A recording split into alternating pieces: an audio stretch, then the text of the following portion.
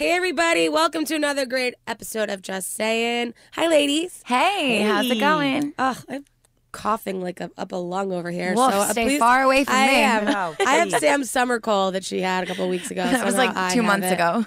Damn it. I thought that was like yesterday. All right, I'm a little haze. I'm sitting here with the beautiful ladies, Siggy Flicker and Sammy Sweetheart. Hey. Hi, everybody. What's going on, guys? Oh, my God. We're exhausted. I'm so exhausted. I was so sick all weekend, but I pulled myself together, put on a little black dress, and went to Sophie Flicker's bat mitzvah. Which was amazing. I tagged along with you, Claire, and it was amazing and beautiful, and I can't wait to talk about it right now. Siggy, how long did you guys plan that party for? For the last year.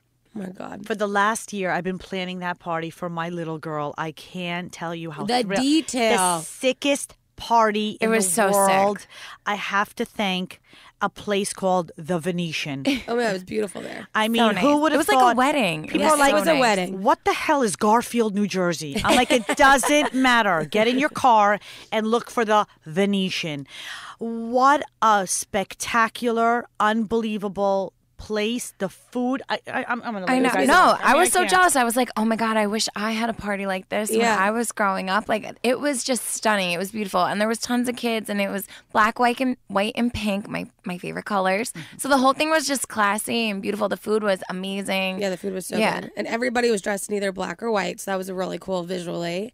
And then there was ice sculptures with her logo and sweatshirts, Photo and T-shirts, booth. Photo booth. I mean, Cotton candy. oh my gosh, then Donuts. Can't. We need to talk about the dessert hour because I just like walked in this room and it was like my greatest fantasy realized. I just wanted to let all the listeners know it was popcorn, cotton candy, every type of Chocolate fountains. Chocolate fountain. Well, I love how Sam's joining in because Sam refused to go into the dessert room. Oh no! Yes, I walked back with donuts. I did. I was like, oh my I God. walked back with so much crap. And I knew Sam's that like, I was no. gonna. I knew that I was going to put on like 10 pounds if I went in there. I love definitely dessert. did. I can't stop myself, so insane. I would have ate everything. It's famous for their dessert. First of all, the cocktail hour. This has nothing to do with me. This is the Venetian. This is what they're famous Yes. for. But they take you into a separate room after they do this fire display, and you walk into this room and imagine this large room with 25 people standing behind counters, and you have an ice cream machine, a cotton candy machine, a sundae station. I'm sorry. Then you have a fondue tower that's 6 feet long, and then a white chocolate fondue, and it just keeps going. It was like Willy Wonka and the Chocolate Yes, Factory. It came to exactly. New Jersey.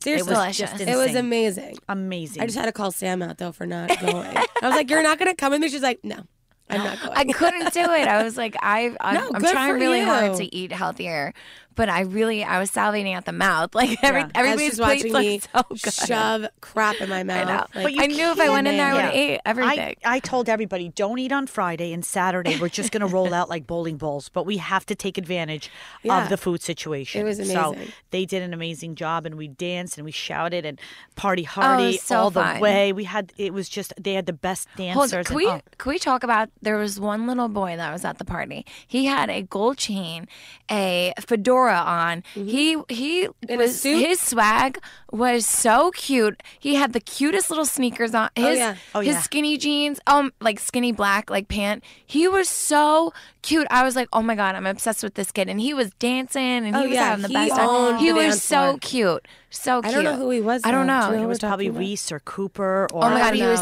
know. he was the had cutest a kid at the Brody. party. Oh, He they was just so had the best. It was all about the kids, and the kids Yeah. just had the sickest time. It was They were all, so and all they cute. want to hear.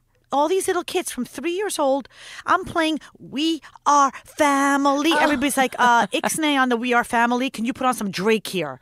They went, I mean, did you Oh see? my God, when they put Drake Oh my God, on, how funny was Sam it? and I were dying. We were dying. We were like, oh my God. Because they're just like, all of a sudden, these very It was proper yeah. little girls get real hood all of a sudden. We're Yeah. like, who are you? Right. Get Throwing outta hands, here. 12-year-olds throwing hands in the air. Yeah. can't- rapping. Call me on my cell phone. I'm Yeah. like, get out of here. I was dying. It was amazing. It was amazing. It was so fun. I loved every moment of Yeah. it. It was so funny. Thank you so much for having Yes. us. We Are you really were so kidding happy me? to We be had such a there. great time. I'm honored did. that you guys were there. It was just, I have to say, when you see the pictures and you think, oh my God, it's like, what a theme and the black and white and the Chanel bottles, but there was not, like it wasn't overdone. No, it's not even about that.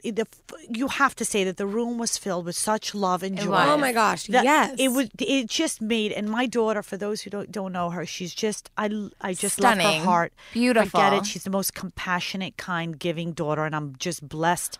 I have 4 children, and all 4 of them, 2 stepchildren, 2 children. I was going to say, they are gorgeous. Pride. Very Siggy's proud. family is beautiful. So beautiful. They're so beautiful. Every single one of them. Even the young gentleman, I think Michael's son, your stepson, he was so polite talking to me like, hi, how are you? Tyler, everybody so was classy. so classy and so sweet. I couldn't believe it. I loved it. It was They're just like very such welcoming. a great feeling being there celebrating, your family with you. It's so funny. The day before, Michael and I gave everybody a sweatshirt on the way out. So Michael and I had to go to the Venetian with 500 bags of sweatshirts, right? So I went with Joshua too. So the girl's like, oh my God, your son Joshua is so gorgeous. So I went like this, honey, my stepson's about to get off the plane from college. He's flying in. And when you see him, you'd step on Joshua's face to get to Tyler. Like, he's so hot and sweet and well-mannered. And Joshua's like, hey, thanks, Mom. Yeah, Mom. And he doesn't care because he's like me. He's so confident. Just to say, hold on, me and Siggy are both wearing her daughter's sweatshirts right now. I know, I'm really mad I didn't bring mine. I don't want to talk about it. No, but kids They're are great. sweet and good. So great. Nice. Very nice. I need to call myself out, though, right now, because I cried like a baby during the Oh slideshow. my God, I'm like, cried. And then I cried, literally bawling. And then I saw Siggy, and I was like, Siggy, it is so nice to be in a room full of people that just have so much love for each other. When, nowadays, just having a mother and a father love each other, let alone, a blended family, and just to see all of the love that was in that room was just really moving to me. And I went up to you and I said, oh my God, see, it was just so moving, and I cried like a little child. She was kind of like, you're not crying out. I'm like, oh my God. I was like, don't look at me. Claire.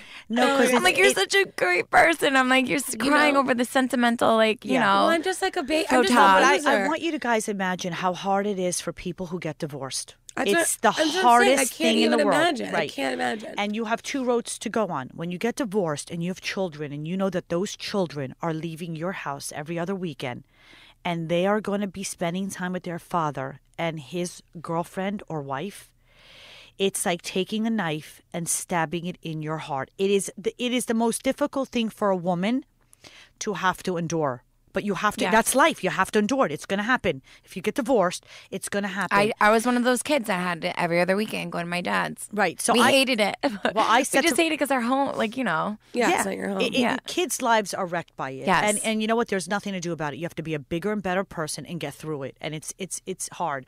But I said, you know what? I have 2 roads to travel on. I can make the best of it, or I can make the worst of it. And your attitude is really your altitude. And I said, Mark, listen, I want you to be happy. I know you're not happy with me, so why shouldn't you be happy with somebody else? So when Mark found his fiance today, Twee, I'm telling you, she's beautiful. I can't take her. Like, I love her so much. That's and so she nice. has such a great character about her, and her foundation is so strong. Like, she's a great person. Mm-hmm. And I always said to my kids, you go over there and you respect Twee. And what Twee says, you listen to her. And they're like, but Mom, we already have a mom and this and that. And I'm like, so what? It's just one extra person to love you. It's so nice. Doesn't the That world is such a good outlook because that does not happen It's not ever. normal. It's not normal. Yeah, can we just talk about when we were at the party now at Sophie's party? The way your family is, your extended family. You have your ex-husband, his fiance. You have Michael there and his kids. Everybody was hugging each other and just showing love and showing such appreciation for one another.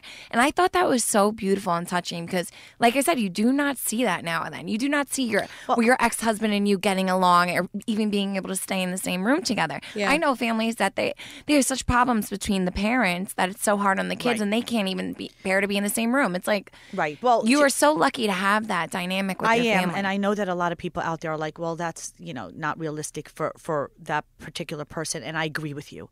There are some times when you have to say that the person you are married to or an ex is toxic and you do not want anything to do with them.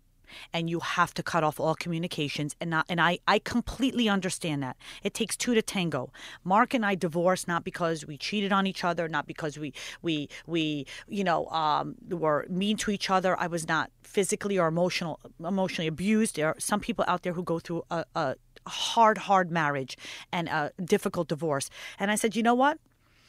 It is what it is. You got to make the best of it. And for those who can't make the best of it, it is difficult. But you know what?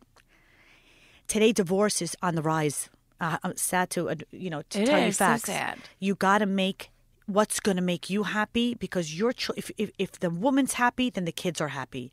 And you have to lead by example.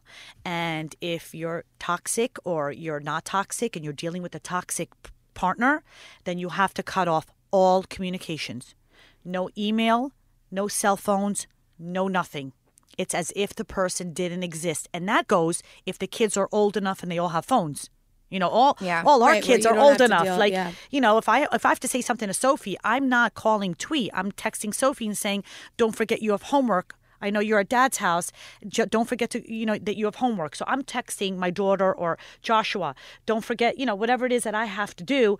My communication is with my kids. Right. And I have a great. You give a lot of motivation to a lot of people out there. Like I see your story as a positive one. So I would want, if I was ever in a situation going through divorce, I would want your motivation. Like I would want to end up like you, where you have such a great, it doesn't have to be the best thing ever, but you're cordial, you're happy for your kids. And I would think my parents were like that with me, not as much as you guys are with the love and everything, but they kept it really cordial and they were friends for their kids, which was great. Well, that's because they really loved you. And what happens is that kids don't understand, and some kids come to me and they say, well, my parents are getting divorced and they're not doing it like you and Mark. Like Mark and I have copycat divorces. People want to copycat our divorce.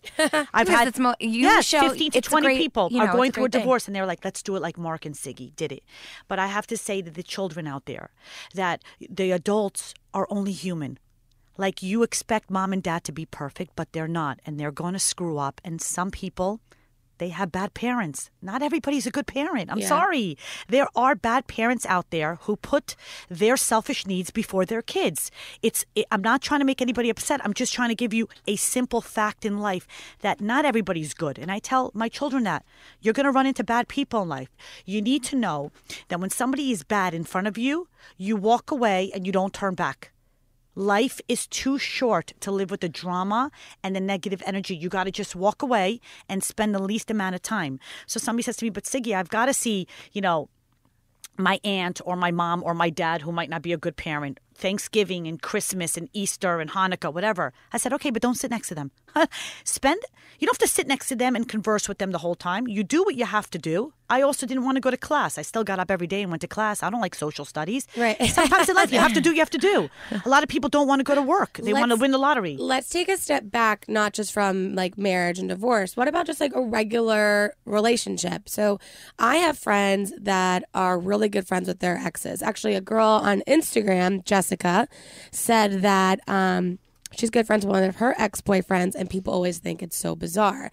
I have never been in the situation where I could actually be friends with my exes. I could, but they never wanted to be friends with me. I totally understand that. I have been very fortunate, and I've been the bitch that always breaks up with the guy. So I think it would probably be different if they were dumping my ass. Right. But I haven't been in that situation. So is it okay to be friends with your exes? Absolutely. I think it's okay. I think it's healthy to have healthy relationships in your life. So if you are dating somebody out there and the both of you were no longer compatible, you went your separate ways.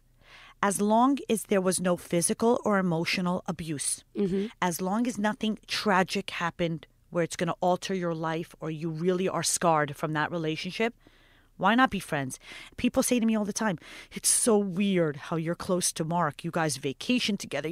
He comes over on Sundays with Twee and the most gorgeous little baby. Oh, he's so cute. Watch He's so mushy. And I say, I know it's weird, but I'm not living my life so you can understand my life. So the problem is, I don't care. Yeah, the problem is with that is now you're friends with your ex, but when they go to date someone else, or you go to date someone else, and you meet somebody else who's like, "What do you mean you're friends with your ex?" So that was gonna be my next question. Good job, that Sam. could kind of be an uncomfortable situation. It is for people who are dating who want to meet somebody else who are friends with their ex. You have to ease into it.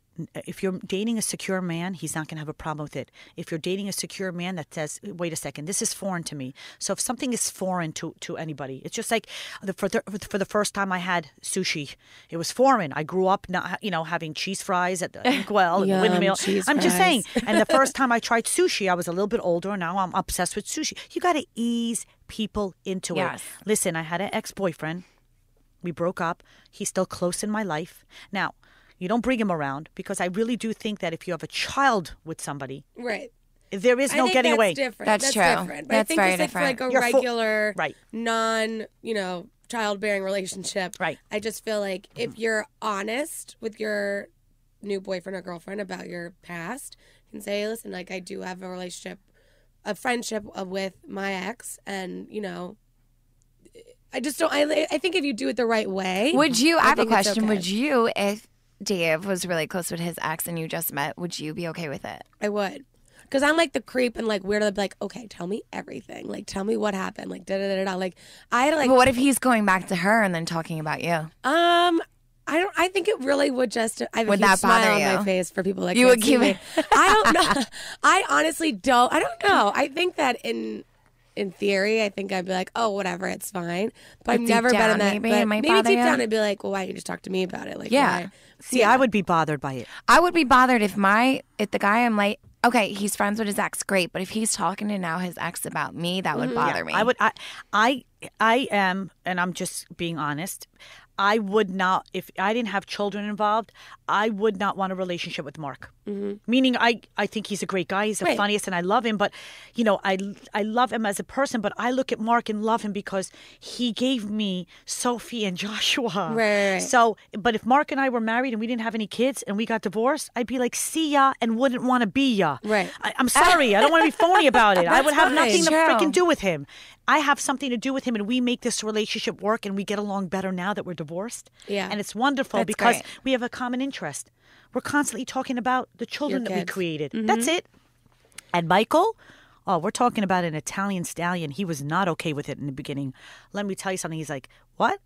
You're friends with your ex? Wait, what? I said, Michael, Mark is not a bad guy. Why don't you come meet him? And once he met Mark and he saw the dynamic, even his friends were like, what?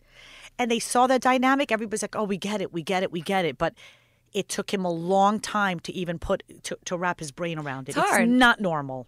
Yeah, it's a hard thing to be involved with somebody who's involved with their ex still, I think. But I think it's okay to be friends with your ex. I don't think I think it's anything's wrong with that. And I remember the first time putting Sophie and Joshua, and Mark came to pick them up, and he was taking them for the weekend. And Sophie turned around and she said, Mommy, are you going to be okay? And all of a sudden, because she knew that I was going to be alone for the weekend, and I started bawling. And I said, Sophie, of course I'm going to be okay. And then Mark turned around and says, your mother talks so much, she's going to talk to herself all week and have the best time. And that's when I said, Mark, thank you. Like, we try to make light of it. And I was like, good. And Joshua was like, Mom, we'll call you. Like, the kids, they they go like, through so much, and they're in the middle, like, okay, we're with Daddy, but we're worried about Mommy, but we really want Mommy and Daddy to be together. And I was like, okay. And Mark's like, don't even worry, honey. She's going to entertain herself all weekend. That's half of the reason why I can't be with her. She just never shuts up.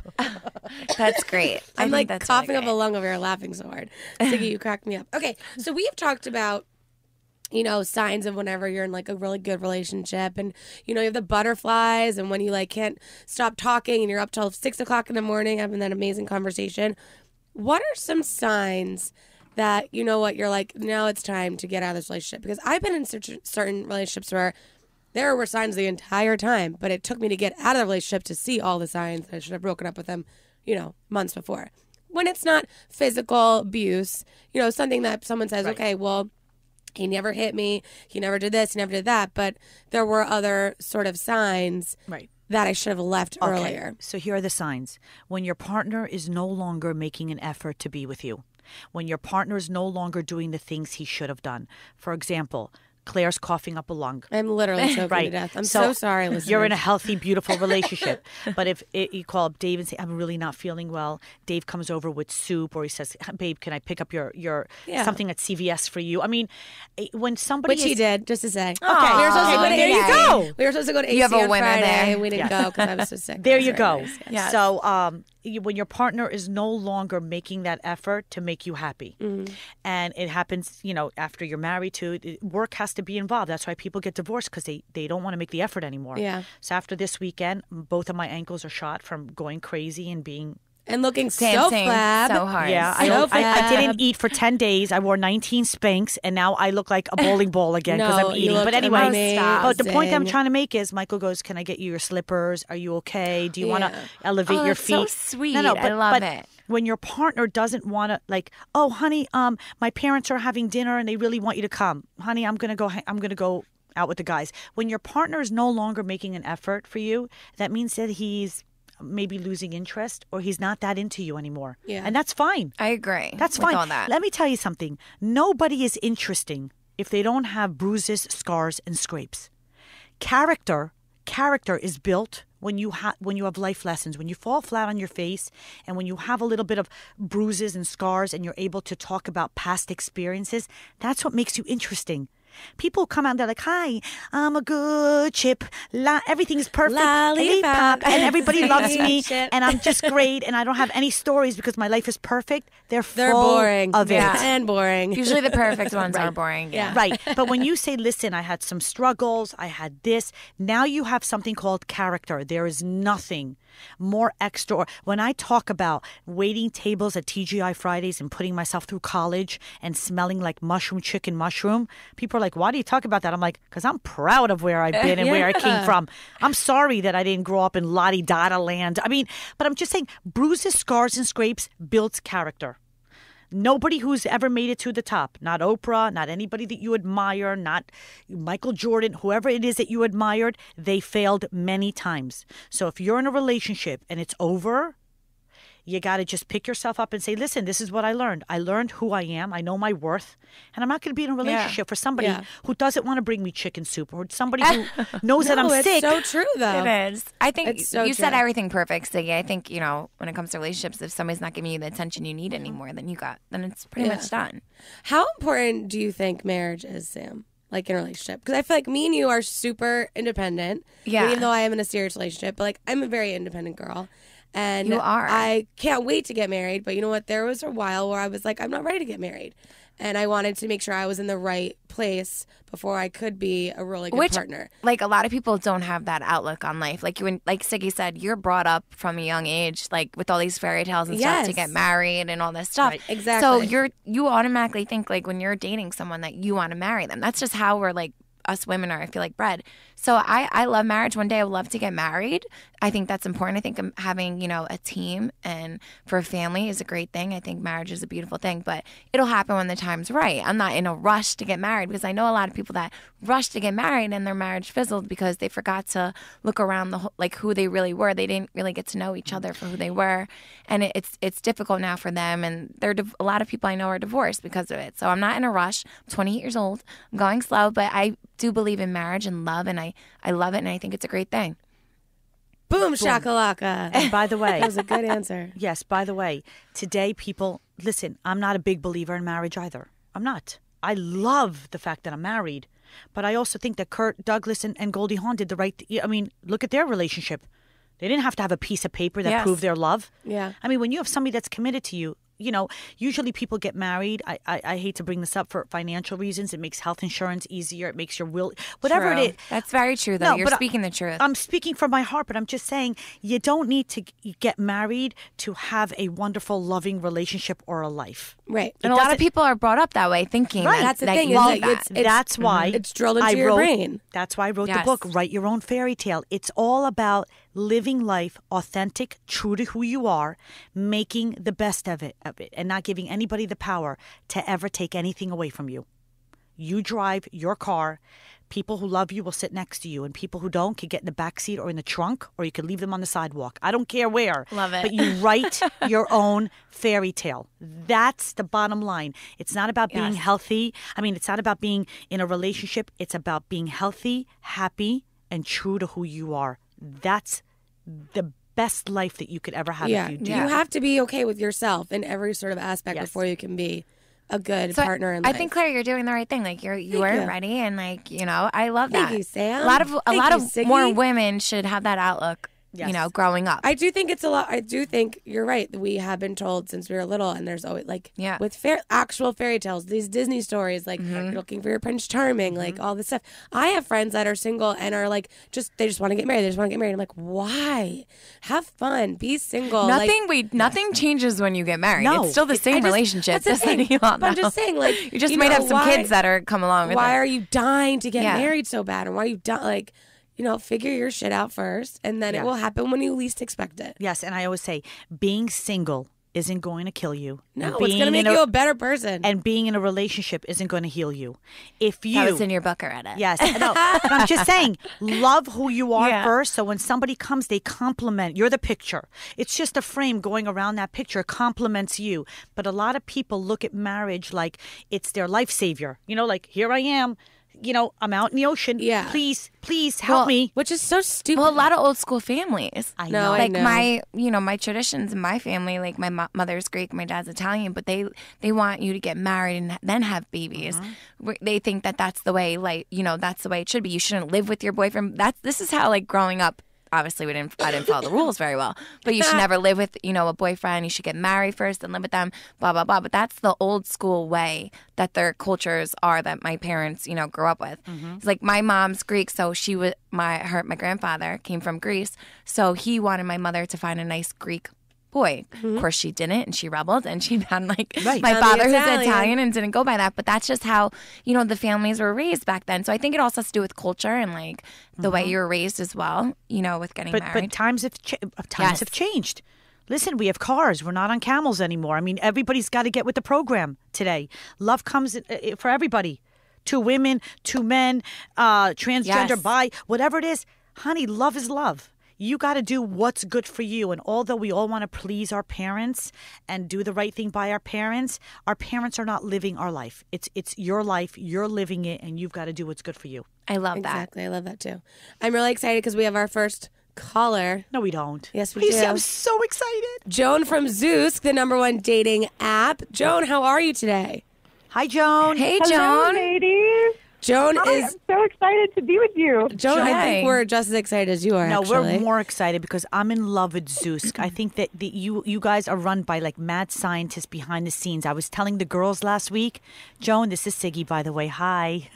I was telling the girls last week that you guys go over and beyond to try to really send people the right matches and suggest right matches. So we're so excited that we're talking to you right now. Yeah, totally. And you are their in-house dating expert, and you're also the editor-in-chief on the blog. So give us some fun stats. Like, I feel like, you know, you can enlighten us and our viewers or listeners right now on some of the Zoosk things you guys have been finding recently. Awesome. Well, you know, as you know, we have all of this technology available to us. And even though the technology makes it, you know, easier than ever to date, it's important to figure out what is actually normal here. You know, obviously people are different, but we polled over 12,000 of our members to figure out what would work for them in terms of a long-distance relationship. Now, I was in a long distance relationship.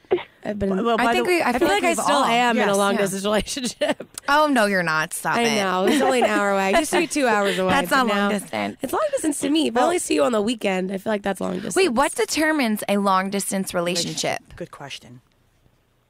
That is a great question. So a lot of times a long distance relationship happens when 2 parties are separated by a distance that makes daily interaction impossible or extremely inconvenient to the point where it just can't happen. Right. And there are a lot of reasons that lead to that. So when we were asking our members, you know, how would you handle this? Their answers were really interesting. Now, a lot of times what I thought was kind of wild was that women and men had a lot of the same thoughts about it. So, for example, both women and men said that they would communicate every day. And, as you can imagine, of course, more women wanted to communicate every day than men. Right. But I do think that's was pretty equal. Joan, don't you find that kind of that makes sense because it's 2015 and you can literally contact your significant other through email, through text message, through Snapchat, through Instagram. I mean, you can contact someone so many ways nowadays that if they don't want to keep in contact with you daily, that's got to be a red flag, right, Siggy? Absolutely. Joan, by the way, I'm married today. My husband, Michael, and we started out in a long-distance relationship. I lived in Florida. He lived in New York. And I am a very big believer. I'm a very big believer in long distance relationship. I think it's the healthiest thing not to see each other all the time. I agree. It creates the mystery.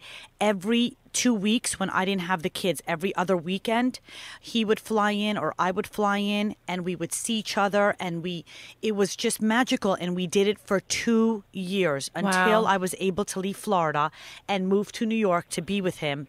And my ex-husband also came. It was like a whole thing. I didn't want to leave my kid. I didn't want to leave Sophie and Joshua and say, "Oh, I found love." But your dad's in Florida. Mark moved as well, and my ex-husband, is very happy here. But I am a big believer that men are hunters. They want the challenge. So for all you listeners out there, if you're in a long distance relationship, don't listen to anybody. It can work, right, Totally. Joan? It can absolutely work. Two people need to tango. Well, Joan, what are the statistics with that, with long distance dating now?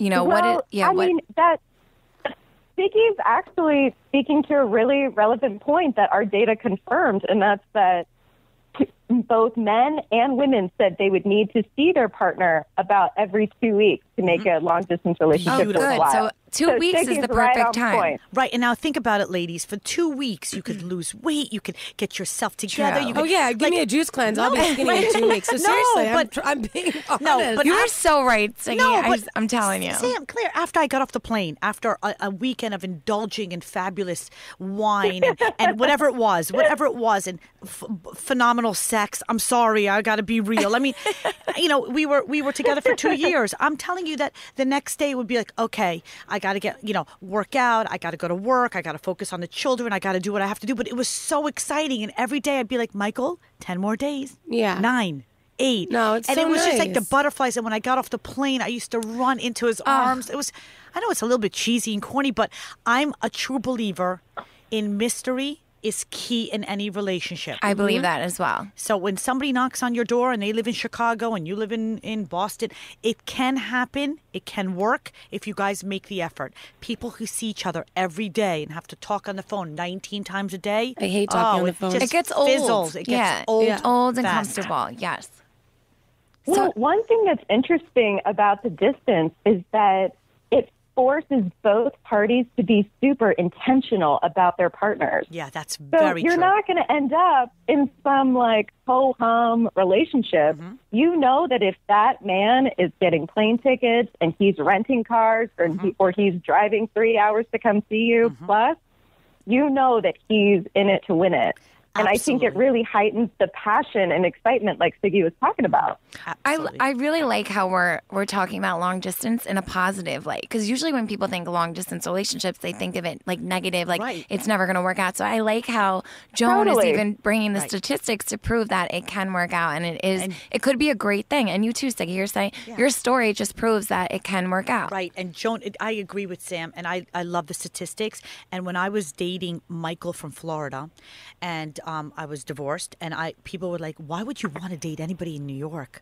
Find somebody here. So I did go on dates. And I'm like, but when you have a connection with somebody and you have chemistry with somebody, don't let it go because he's in another state. Unless there's no way that you two are going to be together. When I met Michael, he says, I don't want to get married. And I said, neither do I. I mean, but you never know where that's going to end up. No, you're right. That's just funny because I know where you are now. You're so happily married. After 6 months of being together, he was like, when are we getting married? When are we getting married? When are we getting married? When are we getting married? I'm like, I don't know. When are we going to get married? Anything is possible. So there is hope out there if you are in a long-distance relationship. I think that long-distance relationships are great. Also, I think that a lot of women, me being one of them, I will totally put myself in this group. Whenever you're in a new sort of situation, you want to be with that person all the time, and then you kind of become that crazy girl that's like, I need to see him Monday, Tuesday, Wednesday, Thursday, Friday, Saturday, Sunday, and then you lose yourself, you lose your friends. That's how I was with all of my previous relationships. I was like, I was in this world of just Claire and whoever, and Dave and I lived 2 hours away from each other, and that actually really helped us, and it helped me as an individual because it made me realize like I can be in a relationship and still do other things and still be myself. Yeah, and have a life. Which is good. This is actually good. Yeah, Claire, with your relationship with Dave, because you don't lose yourself, like you said, in a relationship. Like, you're not just all about that one person. So you still have your friends. You still can go out. You still spend time with your family, which is such a healthy thing in a relationship. Yeah, it really is. Well, Claire, it's also a more mature approach to relationships. If you think about I mean, now that I'm 30 now. Today is my birthday, so happy birthday! Happy birthday, Claire! Shout out to Claire, and also shout out to our manager, Karen. Happy birthday to you as well. Happy birthday! So I think it came with the age, and all my previous boyfriends that are apparently. How does it feel to be in your 30s?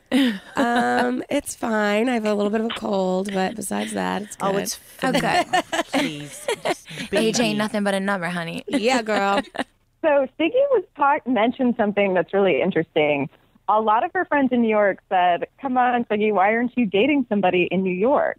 And I want to talk about this convenience factor because something that was really weird about our data was that, when we asked respondents, would you settle for someone closer just out of convenience? I don't think you should settle. Oh, sorry. What is it? Wait, let's hear it. What is it? Dun, dun, dun, dun. Okay, so here we go. Women are 40% more likely not to settle. Awesome. That's a huge percentage. 40% is huge. Huge. Yeah. All the women independent. Love it. So even the women would, even though men are more open to considering the distance, it is women who are saying, listen, if it starts to get rough, I'm going to stick in it because this is more important to me, and I will make it work if he's worthy. Yeah, totally. I love that. Pretty interesting.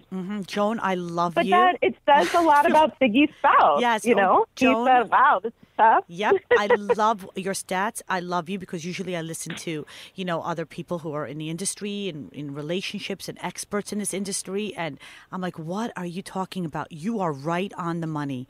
When it is about love, if a man wants a woman, he will move mountains to be with that woman. When it's meant to be, it's meant to be. And if it's not, you just got to walk away and keep fighting for the right person, because a man should always love a woman a little bit more. But men want to chase. They love the mystery. So it really doesn't matter where you are. And women don't need to settle. I have a question, Siggy, for you. And then, Joan, I have a feeling you have a statistic about this. How do you know if the long distance relationship is worth the long distance, is worth the effort? Okay. You probably just feel it in your gut and your soul. Sam's absolutely right. When something is working, people are like, I don't understand. Your relationship is so easy. When it's easy, when you don't have to say, okay, is he coming in? Is he not? Is he texting me? Why didn't he call me? When you're feeling good, when you're feeling good, then it's working. When you're not feeling good, it's time to end it. When something is not right, it's either time to discuss it or get it out. But in the first 3 to 6 months, you should be on relationship bliss. Yes. Things should be moving along really, really easy. Okay? And I go into the rules, and I just want to put in a plug because it's really important.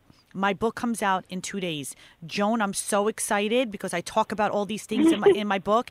It's called Write Your Own Fairy Tale. It's coming out. You can order it now on Amazon. Yes. I just got my copy. I am my copy. I am reading it and I love it. Right. So in the book, I talk about when things are going right, it's just easy. You're just living your life and you're just happy. And you're almost afraid to talk about it because you're like, whoa, this is not like my other relationships. It's not like, why is this so easy? You actually enjoy spending time. You never have to worry about things. And women want that passion. Women want that chemistry. So do men. But women, listen to me. Men want to fight for you. So don't make it easy on them. Don't make it easy on them. let them do all the work in the first 3 to 6 months, and then, then we start to kick in and do what we're the best at doing. I agree with you, Siggy, on that. Yeah. Taking care of everybody. Joan, do you have any more fun statistics for us?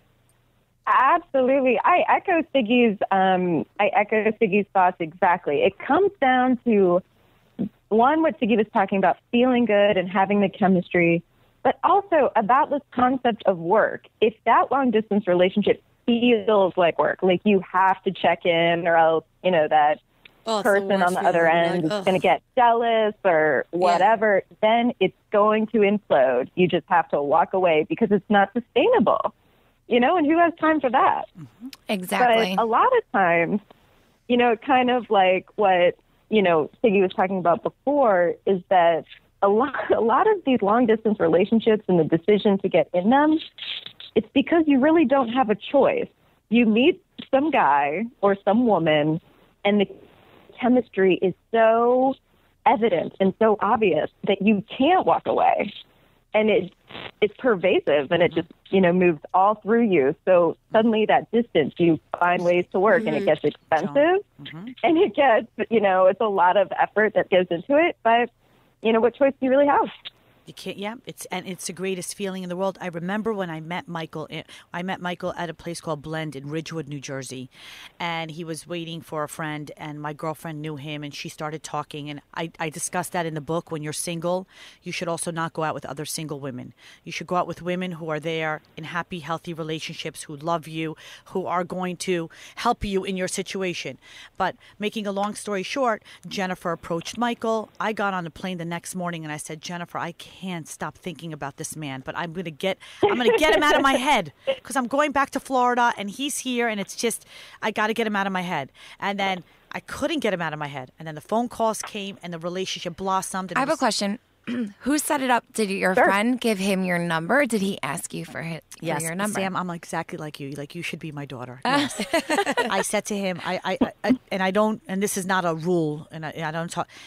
He said to me, "Can I have your number?" And I said to him, "I don't give up my number. I'll take your number."